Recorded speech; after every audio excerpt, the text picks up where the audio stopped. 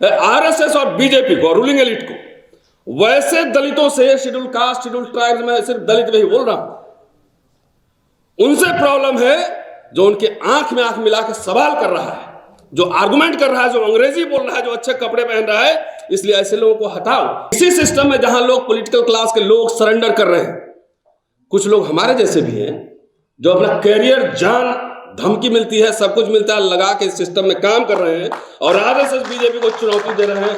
बकायदा कोई political class का हमारे पास समर्थन, सपोर्ट सिस्टम नहीं है। राम राष्ट्र की घोषणा हो चुकी है, लेकिन ये मत भूलिए कि ये राम राष्ट्र आएगा तो संबुक भी आएगा, और इस बार संबुक सैटेलाइट कैमरा लगा के आएगा कि छुप के कोई वार न करे। अगर द्रोणाचार्य आएगा तो इस बार एकलव्य भी आएगा, इस बार अंगूठा नहीं देगा। इस बार जो है, हो सकता है गुरु जी का सर ही मांग ले।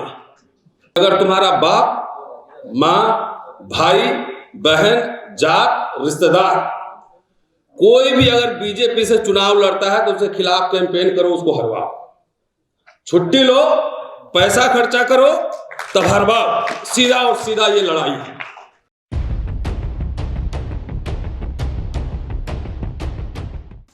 शुक्रिया, आप सभी को जय हिंद। बड़ा अच्छा टॉपिक है, सेव डेमोक्रेसी सेव इंडिया, लेकिन किससे? सीधा और सीधा कहना है कि आरएसएस और बीजेपी से देश और संविधान को बचाओ, सीधा। अभी एक हफ्ता पहले यहां मैं एक कार्यक्रम में था, शेड्यूल कास्ट, पिछड़े वर्ग का कार्यक्रम था, यूट्यूब पे होगा, आप लोग देख लीजिएगा। मैंने एक शपथ दिलवाई थी सबको, विस्तार से तो नहीं बताऊंगा क्या क्या था, क्योंकि समय कम है, मुझे भी एक बुक रिलीज में जाना है, प्रेस क्लब। और शपथ का लब्बो-लुआब ये था कि अगर तुम्हारा बाप, मां, भाई, बहन, जात, रिश्तेदार कोई भी अगर बीजेपी से चुनाव लड़ता है तो उसके खिलाफ कैंपेन करो, उसको हरवाओ। छुट्टी लो, पैसा खर्चा करो, तब हरवाओ। सीधा और सीधा ये लड़ाई है। भाई आरएसएस और बीजेपी से क्यों कह रहा हूं? मैं कई बार कहता हूं कि धर्म युद्ध है, संविधान और मनुस्मृति के बीच है। तो मैं दलित हूं और मुझे गर्व है इस बात का कि संविधान और मनुस्मृति के बीच ये लड़ाई है। तो हमारे कई सवर्ण साथी नाराज हो जाते हैं। इस भारत का एक भी पॉलिटिकल साइंटिस्ट, इस भारत का एक भी पॉलिटिशियन ये बता दे कि आरएसएस की विचारधारा कहां से आती है, उसी दिन से मैं कहना छोड़ दूंगा।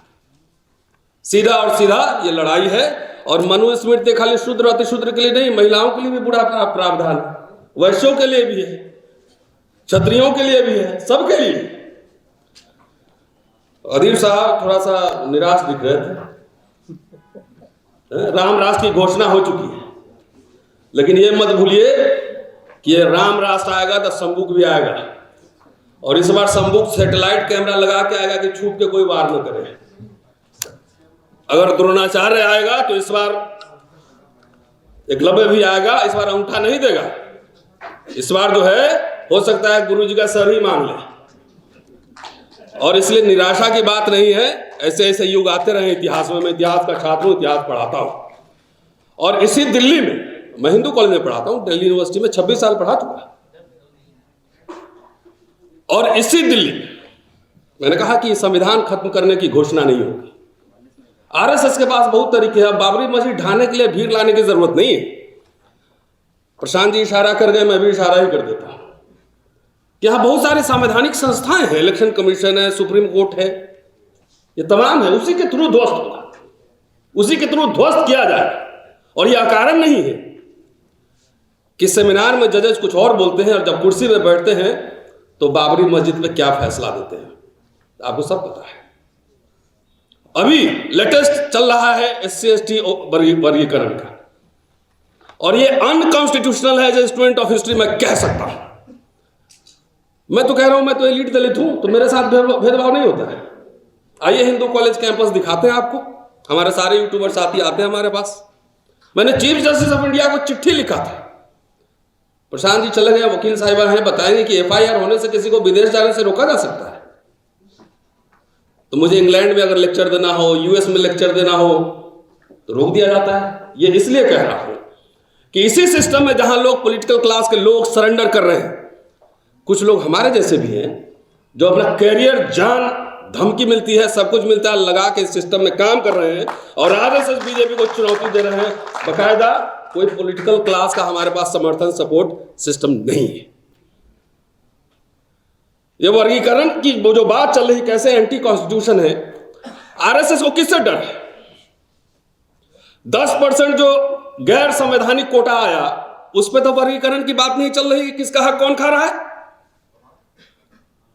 और अंबेडकर पहले depressed classes, then schedule caste बनाते हैं और सारे हजारों जातियों को एक क्लास में लाते हैं। यह कोई गरीबी उन्मूलन प्रोग्राम है कि रिप्रेजेंटेशन का सवाल है? सीधा गरीबी उन्मूलन के लिए पार्लियामेंट में आप बनाइए ना, फिर अडानी अंबानी को पकड़िए, कहां से माल इतना आ गया उसके पास। आरएसएस और बीजेपी को, रूलिंग एलिट को, वैसे दलितों से, शेड्यूल कास्ट, शेड्यूल ट्राइब्स में, सिर्फ दलित में ही बोल रहा हूं, उनसे प्रॉब्लम है जो उनके आंख में आंख मिला के सवाल कर रहा है, जो आर्गुमेंट कर रहा है, जो अंग्रेजी बोल रहा है, जो अच्छे कपड़े पहन रहा है। इसलिए ऐसे लोगों को हटाओ। कितना जनरेशन रिजर्वेशन मिल गया। मेरे फादर क्लर्क थे, मैं दूसरी पीढ़ी हूं। चलिए हमारे कॉलेज में हमारे प्रिंसिपल का बायोडाटा मांगिए, अगर मेरे से ज्यादा पब्लिकेशन तो मैं समझ जाऊं, लेकिन वो प्रिंसिपल वीसी बन सकते हैं, मैं नहीं बन सकता, मेरा प्रमोशन रोका जा सकता है। तो ये वैसे लोगों को रोकने का पूरा प्रोविजन है कि जो सेकंड जनरेशन आए हैं और जो यहां के सिस्टम पे जो लगातार सवाल उठा रहे हैं, अंग्रेजी बोल रहे हैं, विदेश में पढ़ने जा रहे हैं, विदेश पढ़ के आ रहे हैं और इनसे सवाल पूछ रहे हैं कि मनुस्मृति पे बहस करो, ज्योतिबा फुले पे बहस करो, पेरियार पे बहस करो, अंबेडकर पे बहस करो। ऐसे लोगों से समस्या है। पॉलिटिकल क्लास से फिलहाल नहीं, वो सेटिंग हो जाएगा। कब सेकुलर हो जाता है, कब कम्युनल हो जाता है, समझ ही में नहीं आता। और जहां वोट मैनेज नहीं हो रहा है, इनडायरेक्टली वोट मैनेज हो रहा है। ठीक है ना? तो मैंने इसलिए शपथ दिलवाई है। एक दिन लंबा प्रोग्राम कीजिए, आएंगे तो उस दिन तबियत से शपथ दिलवाएंगे। ये राम मंदिर बना क्या? बोला हाँ बना। तो उसमें घंटा बजाने तुम्हें मिला क्या मौका? तो नहीं मिला तो वोट क्या दिया? चलते चलते एक पॉइंट में संविधान सभा से मैं माइनॉरिटी को लेकर अंबेडकर के 4 लाइन में आपको पढ़ के सुना देता हूं। और सुनिए, निराश होने की जरूरत नहीं। आप जैसे सीनियर लोग निराश हो जाएंगे तो फिर हम लोग का क्या होगा? लंबा करियर है।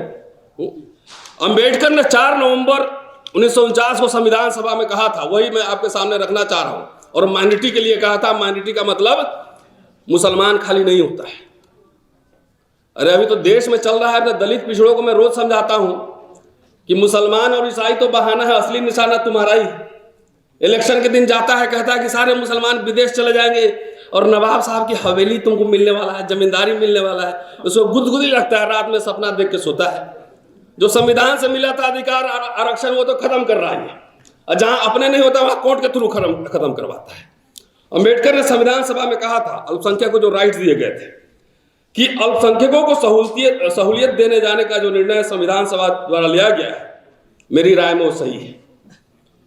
इस बारे में बिल्कुल संदेह नहीं। इस देश में अल्पसंख्यक और बहुसंख्यक दोनों ने गलत मार्ग अपनाया। अल्पसंख्यकों के अस्तित्व को नकारना बहुसंख्यकों की गलती है और अल्पसंख्यकों को अल्पसंख्यकवाद अपने सीने से लगाए रखना यह भी उतना ही गलत है। दोनों उद्देश्य साध्य हो, इसका उपाय किया जाना चाहिए। कोशिश यह की जानी चाहिए कि किसी समय अल्पसंख्यक और बहुसंख्यक एक रूप हो। धर्मांधता की भावना, आरएसएस बीजेपी क्या कर रही है सुन लीजिए, वो एग्जाम्पल दे रहा हूं। धर्मांधता की भावना को बल देकर अल्पसंख्यकों को दी जा रही सहूलियतों का विरोध करने वालों को मैं 2 बातें बताना चाहता हूं। 2 बातें। पहली बात तो यह है कि अल्पसंख्यक विस्फोटक शक्ति होती है, विस्फोटक शक्ति होती है। उसका विस्फोट होने से पूरे राज्य के बिखर जाने का खतरा है। मोदी साहब सुन लीजिए, मैं नहीं कह रहा हूं, अंबेडकर 4 नवंबर 1949, हिंदी का वॉल्यूम 40 है, अंग्रेजी का वॉल्यूम 13 है। यूरोप का इतिहास इसी प्रकार की भरपूर और भयानक घटनाओं का प्रत्यक्ष गवाह है। दूसरी बात यह है, ये गौर कीजिए कि भारत के अल्पसंख्यकों ने अपना अस्तित्व बहुसंख्यकों के हाथ में देना स्वीकार किया है। बहुसंख्यकों का राज्य इन्होंने निष्ठा के साथ स्वीकारा है। इसलिए अल्पसंख्यकों के प्रति भेदभाव न करना आपका कर्तव्य है। इसका एहसास बहुसंख्यकों को रखना होगा। और अल्पसंख्यकवाद टिका रहे या एकसार हो, यह बहुसंख्यकों के बर्ताव पर निर्भर करेगा। अल्पसंख्यकों के विरोध में भेदभाव करने की आदत बहुसंख्यक जिस दिन छोड़ेंगे, उसी दिन वे एक सार हो जाएंगे। अल्पसंख्यकवाद की बात ही नहीं रहेगी।